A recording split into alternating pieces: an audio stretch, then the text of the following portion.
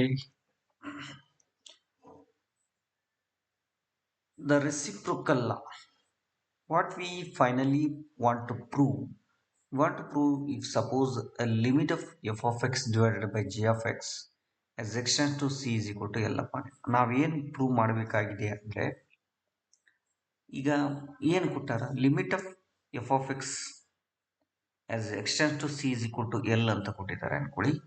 Limit of g of X as extends to c is equal to m ಅಂತ ತಿಳ್ಕೊಳ್ಳಿ. With the given conditions we have to prove this one. ಹೌದಾ? First ನಾವು ಏನು ಕೊಟ್ಟಿರ್ತಕ್ಕಂಥದ್ದು limit of g of x is equal to ನೋಡಿ because ನಾ ಹೇಳಿದ್ನಲ್ಲ ಇದು ಕೊಟ್ಟ limit of f of x as x tends c is equal to L ಅಂತ ಕೊಟ್ಟಾರ. ನಮಗೆ ಹಿಂಗೆ ಕೊಟ್ಟಾಗ ನಾವು ಪ್ರಾಡಕ್ಟ್ ಲಾ ಪ್ರಕಾರ ಆಲ್ರೆಡಿ ಗೊತ್ತು. ನಾವು ಈಗ ಸಪೋಸ್ ಫಾರ್ ಎಕ್ಸಾಂಪಲ್ ನೀವೇನಾದರೂ ಇದನ್ನೇ 1/gx ಇಂಟು ಅಂತ ಬರೆದ್ರೆ F of x into 1/gx ಅಂತ ಬರೆದ್ರೆ it can be written as L into 1/m. But ನಾವು ಇಲ್ಲಿ ಪ್ರೂವ್ ಮಾಡಬೇಕಾಗಿರೋದು ಏನಪ್ಪ ಅಂತಂದರೆ limit of 1/gx as extends to C is equal to 1/m ಅಂತ ಪ್ರೂವ್ ಮಾಡಬೇಕು. ನಾವು ಈ ಹಿಂದೆ ಪ್ರಾಡಕ್ಟ್ ರೂಲ್ ಪ್ರಕಾರ if suppose they given limit of f of x is L ಅಂತ ಕೊಟ್ಟು limit of g of x as extends to C is equal to M ಅಂತ ಕೊಟ್ಟರೆ ಲಿಮಿಟ್ ಪ್ರಕಾರ ಪ್ರಾಡಕ್ಟ್ ರೂಲ್ ಪ್ರಕಾರ ನಾವು ಎಲ್ ಇಂಟು ಎಮ್ ಅಂತ ಮಾಡ್ತೀವಿ. ಆದರೆ ಇಲ್ಲಿ 1/m ಅಂತ ಪ್ರೂವ್ ಮಾಡಬೇಕಾಗಿದೆ. Limit of 1/g of x is equal to 1/m ಅಂತ ಪ್ರೂವ್ ಮಾಡಬೇಕಾಗಿದೆ. ಯಾವ ಥರ ಮಾಡಬೇಕು ದಟ್ ಈಸ್ ವೆರಿ ಇಂಪಾರ್ಟೆಂಟ್. ಈಗ ಏನು ಕೊಟ್ಟರೆ first the given limit of g of x as x tends to C is equal to M ಅಂತ ಕೊಟ್ಟಿದ್ದಾರೆ. ಅಂದರೆ ಇದರ ಅರ್ಥ any epsilon greater than 0 according to the epsilon delta definition ಪ್ರಕಾರ any epsilon greater than 0 there exist delta. ನೀವು ಯಾವುದೇ ಒಂದು epsilon greater than 0 ಅಂದರೆ ಎಷ್ಟೇ ಚಿಕ್ಕದು ವ್ಯಾಲ್ಯೂ ತೊಗೊಂಡಿದ್ರು ಕೂಡ ಒಂದು ಡೆಲ್ಟಾ ಸಿಕ್ಕೇ ಸಿಗುತ್ತೆ. ಆ ಡೆಲ್ಟಾನ ಅಂತರದಲ್ಲಿ ಎಕ್ಸ್ ಮತ್ತು ಸಿ ಆ ಡೆಲ್ಟಾ ಅಂತರದಲ್ಲಿದ್ದಾಗ modulus of f of g of x minus m is less than epsilon ಆಗಿರುತ್ತೆ ಅಂತ. ನೀವು ಮತ್ತೆ ಎಪ್ಸಿಲಾನ್ ಇನ್ನೂ ಕೂಡ ಮತ್ತಷ್ಟು ಚಿಕ್ಕದು ಮಾಡಿದಾಗ ಡೆಲ್ಟಾ ಮತ್ತೆ ಏನಾಗುತ್ತೆ ಹೇಳಿ, you can get a smaller delta again. ಮತ್ತು ಅಲ್ಲಿ you can exist a delta. ನೋಡ್ರಿ ನಾನು ಹೇಳೋದು ಏನು ಇದು ಡೆಲ್ಟಾ ಸಿಗೋದ್ರಿಂದ ನಾವು ಇದು ಗಿವನ್ ಕಂಡೀಷನ್. ಈ ಗಿವನ್ ಕಂಡೀಷನ್ ಅನ್ನು ಉಪಯೋಗಿಸ್ಕೊಂಡು ನಾವು ಏನು ಪ್ರೂವ್ ಮಾಡಬೇಕಾಗಿದೆ ಫೈನಲ್ ಆಗಿ ನಾವು what we need to prove ಅಂತಂದರೆ the mod of g of x minus 1/m is less than epsilon ಅಂತ ಪ್ರೂವ್ ಮಾಡಬೇಕಾಗಿದೆ. This is we need to prove here. ಹೌದಾ? ಈ ಥರ ಪ್ರೂವ್ ಮಾಡಬೇಕಂದ್ರೆ ಫಸ್ಟ್ ಕಂಡೀಷನ್ ಇದೇ ಕಂಡೀಷನ್ ಕೊಟ್ಟಿರೋದು, ಇದು ಕಂಡೀಷನ್ ನಮ್ಗೆ ಏನು ಗೊತ್ತಾ, ಈಗ ಒಂದು ಗೊತ್ತು ಮತ್ತು limit of f of x as extend to C is equal to L ಅಂತ ಗೊತ್ತು, ಪ್ರಾಡಕ್ಟ್ ಲಾ ಗೊತ್ತು ಆಲ್ರೆಡಿ. ಆ ಪ್ರಾಡಕ್ಟ್ ಲಾ ಬೇಸಿಸ್ ಮೇಲೆ ನಾವು ಇದನ್ನು ಕಂಡುಹಿಡಿಬೇಕಾಯಿತು. ಇಲ್ಲಿ ನಾ ಮೊದಲೇ ಹೇಳಿದೆ ಸ್ಟೆಪ್ 1 ಅಲ್ಲಿ ಈಗ any epsilon greater than 0 there exist a delta under which ಮಾಡ್ of g of x minus M less than epsilon ಆಗುತ್ತೆ ಅಂತ ಕೊಟ್ಟಿರೋ ಕಂಡೀಷನ್. ಇಲ್ಲಿ ಎನಿ ಎಪ್ಸಿಲಾನ್ ಗ್ರೇಟರ್ ದ್ಯಾನ್ 0 ಅಂದಮೇಲೆ ನಾವು ಎನಿ ಎಪ್ಸಿಲಾನ್ ಬದಲಿನ ಮಾಡ್ ಆಫ್ ಎಮ್ ಬೈ 2 ಅಂತ ತಗೋಬೋದಲ್ಲ, because mod of m is positive here by 2 which is greater than 0. ಹಾಗಾಗಿ since limit of g of x is equal to m ಆಗಿರೋದ್ರಿಂದ definitely we can write there exists a delta here. Which one? Delta 1 here, under which this mod of g of x minus m is less than m modulus of by 2 ಆಗುತ್ತೆ. ಇದನ್ನ by reverse triangular inequality ಇಂದ solve ಮಾಡಿದಾಗ you can get 1/mod of g of x is equal to less than 2/m ಆಗುತ್ತೆ. ಯಾವ ಥರ ಅಂತಂದರೆ ನಾನು ಹೇಳ್ತೀನಿ ನೋಡಿ. Reverse by what we can get mod of reverse triangular inequality ಪ್ರಕಾರ ಯಾವ ಥರ ನಾವು ಸಾಲ್ವ್ ಮಾಡ್ಬೋದು ಅಂತ ಏನು ಕೊಟ್ಟಿದ್ದಾರೆ, g of x minus m is less than m's mod of M by 2 ಅಂತ ಇದೆ. ಇದರಲ್ಲಿ ನಾವು ರಿವರ್ಸ್ ಟ್ರಯಾಂಗ್ಯುಲರ್ ಇನ್ಇಕ್ವಾಲಿಟಿಯಲ್ಲಿ ಏನು mod of a minus mod of b is less than or equal to mod of a minus b. This is called a reverse triangular inequality. ಇಲ್ಲಿ a is equal to m ಅಂತ ತಗೊಳ್ಳಿ, b is equal to g of x ಅಂತ ತಗೊಳ್ಳಿ. ಅಂದರೆ mod of a ನೋಡ್ರಿ, mod of m minus mod of g of x is less than or equal to what we can say mod of m minus of g of x. ನೀವು ಕೇಳ್ಬೋದು ಇಲ್ಲಿ mod of g of x minus m ಅಂದ್ರೂ ಒಂದೇ, mod of m minus g of x ಅಂದ್ರೂ ಒಂದೇ. Okay, ಹಾಗಾಗಿ ಇಲ್ಲಿ ನಾ a is equal to m ಅಂತ ತಗೊಂತೀನಿ, b ಅಂತ ತಗೊಂಡಾಗ according to this inequality you can get like this: mod of m minus mod of g of x is less than or equal to m minus g of x ಆಗುತ್ತೆ. This can be written like this. Now what we can take by this one, already this mod of m minus mod of g of x is less than or equal to mod of g of x minus m, which is already given mod of m by 2. From this inequality we can choose this one, means ಅಂದರೆ ಇದನ್ನ ಈ ಕ್ವಾಂಟಿಟಿನ ಮತ್ತು ಈ quantity compare ಮಾಡಿದಾಗ ಇದು left side ಬರ್ತದೆ. mod of m minus mod of m by 2 is less than or equal to g of x. ಅಂದರೆ we are just subtracting on both the sides. Okay,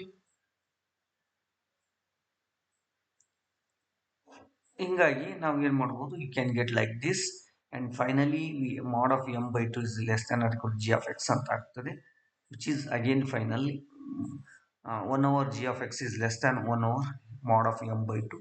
We can get 1 over g of x is less than 2 by m, 2 divided by mod of m.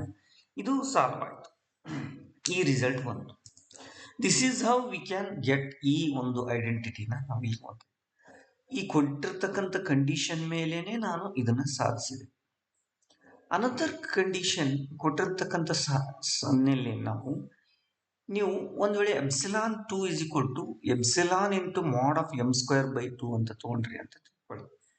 ಇಲ್ಲಿಯೂ ಕೂಡ epsilon 2 is greater than 0 ಆಗುತ್ತೆ, because epsilon is greater than 0 when this quantity is greater than 0. Definitely you can say that epsilon 2 is under such condition. According to this definition, ಆವಾಗಲೂ ಕೂಡ there exists a delta 2 definite ಆಗಿ exist ಆಗುತ್ತೆ, delta 2 under which mod of x minus such that is less than epsilon 2, less than delta 2, under which mod of g of x minus m is less than epsilon 2 ಅಂತ ಆಗುತ್ತೆ. ಅಂದರೆ ಕೊಟ್ಟಿರ್ತಕ್ಕಂಥ condition ಅಲ್ಲಿ minimum of delta 1 delta 2, these both the conditions are satisfied. This one condition and this condition is satisfied, minimum of delta 1 and delta 2 ನಲ್ಲಿ. ಯಾಕೆ minimum ಅಂತಂದ್ರೆ ಯಾಕೆ, ಈ ಮಿನಿಮಮ್ ಆದಾಗ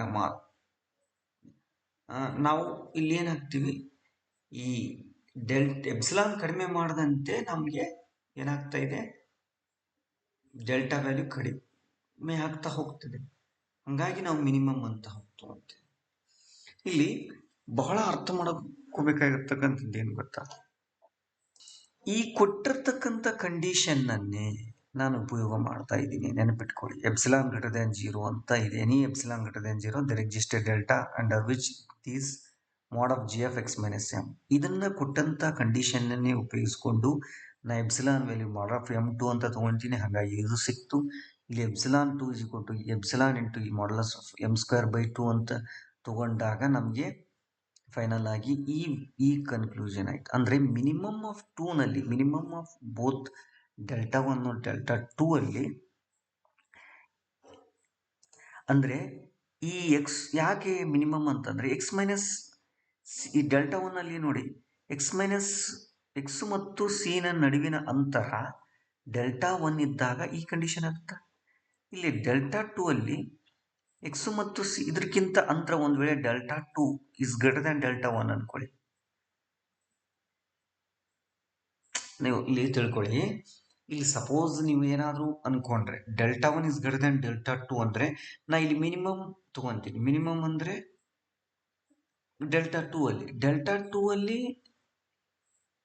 ಈ ಕಂಡೀಷನ್ ಸ್ಯಾಟಿಸ್ಫೈ ಆಗುತ್ತೆ. ಈ ಕಂಡೀಷನ್ ಬಿಕಾಸ್ ನೋಡ್ರಿ ಅರ್ಥ ಮಾಡ್ಕೊಳ್ಳಿ. X minus mod of x minus is less than, ಒಂದು ವೇಳೆ ನೀವು ಇಲ್ಲಿ ಅನ್ಕೊಳ್ಳಿ delta one is greater than, ನೋಡ್ರಿ delta one is greater than delta two ಅನ್ಕೊಂಡ್ರೆ, ಅಂದ್ರೆ delta one is greater than delta two ಅಂದ್ರೆ ಡೆಲ್ಟಾ ಟೂ ಈಸ್ ಸ್ಮಾಲರ್. ಈ ಸ್ಮಾಲರ್ ಅಲ್ಲಿ ಇದ್ದಾಗ ಅಂದ್ರೆ ಎಕ್ಸ್ ಮತ್ತು ಸಿ ನ ನಡುವಿನ ಅಂತರ ಲೆಸ್ ಮಿನಿಮಮ್ ಅಂತ ತಗೊಂತೀನಿ ನಾನು. Minimum delta one delta two ಅಂದ್ರೆ ಎಕ್ಸ್ ಮತ್ತು ಸಿ ನ ನಡುವಿನ ಅಂತರ ಡೆಲ್ಟಾ ಟೂ ಅಂದ್ರೆ ಸ್ಮಾಲರ್ ಇದ್ದಾಗ ಈ ಕಂಡೀಷನ್ ಸ್ಯಾಟಿಸ್ಫೈ ಆಗುತ್ತೆ. ಇಲ್ಲಿ ಏನಾಗುತ್ತೆ, ಎಕ್ಸ್ ಮತ್ತು ಸಿ ನಡುವಿನ ಅಂತರ ಈ ಡೆಲ್ಟಾ ಒನ್ಗಿಂತ ಕಡಿಮೆ ಇರಬೇಕು. ಈಗ ಆಲ್ರೆಡಿ ನಾವು minimum of delta one and delta two ತಗೊಂಡಿವಿ. ಆಟೋಮೆಟಿಕಲಿ ಇದರಲ್ಲಿ ಈ ನಡುವಿನ ಅಂತರ ಎಕ್ಸ್ ಮತ್ತು ಸಿ ನ ನಡುವಿನ ಅಂತರ ಡೆಲ್ಟಾ ಟೂಗಿಂತ ಕಡಿಮೆ ಇದೆ ಅಂದ್ರೆ ಡೆಲ್ಟಾ ಒನ್ಗಿಂತ ಕಡಿಮೆ ಇರಲೇಬೇಕು ತಾನೆ, ಅರ್ಥ ಮಾಡಿಕೊಳ್ಳಿ. ಹಂಗಾಗಿ ಈ ಕಂಡೀಷನು ಸ್ಯಾಟಿಸ್ಫೈ ಆಗ್ತದೆ, ಈ ಕಂಡೀಷನು ಸ್ಯಾಟಿಸ್ಫೈ ಆಗುತ್ತೆ. ನಾಳಿದ್ದ ಅರ್ಥ ಆಯ್ತು. ಈಗ ಮಿನಿಮಮ್ ಡೆಲ್ಟಾ ಟೂ ಅಂತ ತಗೊಂಡಾಗ ಈ ಎಕ್ಸ್ ಮತ್ತು ಸಿ ನಡುವಿನ ಅಂತರ ಲೆಸ್ ದ್ಯಾನ್ ಡೆಲ್ಟಾ ಟೂ ಇದ್ದಾಗ ಈ ಕಂಡೀಷನ್ ಸ್ಯಾಟಿಸ್ಫೈ ಆಗುತ್ತೆ. ಆದರೆ ಇಲ್ಲಿ ಡೆಲ್ಟಾ ಒನ್ ಏನಿದೆ ಡೆಲ್ಟಾ ಟೂಗಿಂತ ದೊಡ್ಡದಿದೆ. ಆದರೆ ನಾವೇನು ಈ ಕಂಡೀಷನ್ ಯಾವಾಗ ಸ್ಯಾಟಿಸ್ಫೈ, ಎಕ್ಸ್ ಮತ್ತು ಸಿ ನಡುವೆ ಲೆಸ್ ದ್ಯಾನ್ ಡೆಲ್ಟಾ ಒನ್ ಇದ್ದಾಗ ಅಂತ ಹೇಳ್ತೀವಿ. ಆದರೆ ನಾನು delta is minimum of delta one delta two ತಗೊಳೋದ್ರಿಂದ ನಾವು automatically delta two is less than delta one here. ಹಂಗಾಗಿ ನಾನು ಎಕ್ಸ್ ಮತ್ತು ಸಿ ನ ನಡುವಿನ ಅಂತರ ಡೆಲ್ಟಾ ಟೂ ಅಂತ ತಗೊಂತೀನಿ. ಆ ಡೆಲ್ಟಾ ಟೂ ಅನ್ನೋದು ಡೆಲ್ಟಾ ಒನ್ಗಿಂತ ಕಡಿಮೆ ಆಗಿದೆ. Because initial taken delta one is greater than delta two, ಕಡಿಮೆ ಆಗಿರೋದ್ರಿಂದ ಈ ಕಂಡೀಷನ್ ಆಲ್ರೆಡಿ ನಾವು ಎಕ್ಸ್ ಮತ್ತು ಸಿ ನಡುವಿನ ಅಂತರ ಡೆಲ್ಟಾ ಟೂಗಿಂತ ಕಡಿಮೆ ಆಗಿದೆ ಅಂದರೆ ಡೆಲ್ಟಾ ಒನ್ಗಿಂತ ಕಡಿಮೆ ಆಗಿರಲೇಬೇಕು. ಯಾಕೆ ಆಗಿರಲೇಬೇಕು ಅಂದರೆ delta two is less Dhan delta one. ಹಂಗಾಗಿ ಡೆಲ್ಟಾಗಿಂತ ಟೂಗಿಂತ ಕಡಿಮೆ ಆಗೈತೆ ಅಂದ್ರೆ ಡೆಲ್ಟಾ ಒನ್ಗಿಂತ ಕಡಿಮೆ ಆಗಿರಲೇಬೇಕು. ಹಂಗಾಗಿ ಈಗ ಆ ಒಂದು ಕಂಡೀಷನ್ ಅಲ್ಲಿ ಬೋತ್ ಕಂಡೀಷನ್ ಸ್ಯಾಟಿಸ್ಫೈಡ್. ಅರ್ಥ ಆಯ್ತಾ? ಹಂಗಾಗಿ ಈ ಬೋತ್ ಕಂಡೀಷನ್ ಈ ಮಿನಿಮಮ್ ಆಫ್ ದಲ್ಲಿ ಸ್ಯಾಟಿಸ್ಫೈ ಆಗೋದ್ರಿಂದ ನಾವು ಏನು ಈ ಬೋತ್ ಕಂಡೀಷನ್ ಯೂಸ್ ಮಾಡಿಕೊಂಡು modulus of g of x minus mod of 1/m is equal to ಈ ತರ ಬರೀತೀನಿ ನಾನು. ಇಲ್ಲಿ ನೋಡಿ, ಈಗ ಬರೆದಾಗ you can rewrite like this, no problem. ಹೌದಾ? ಇಲ್ಲಿ ನೋಡಿ, mod of 1/1 mod of m as it is ಬರೀತೀನಿ.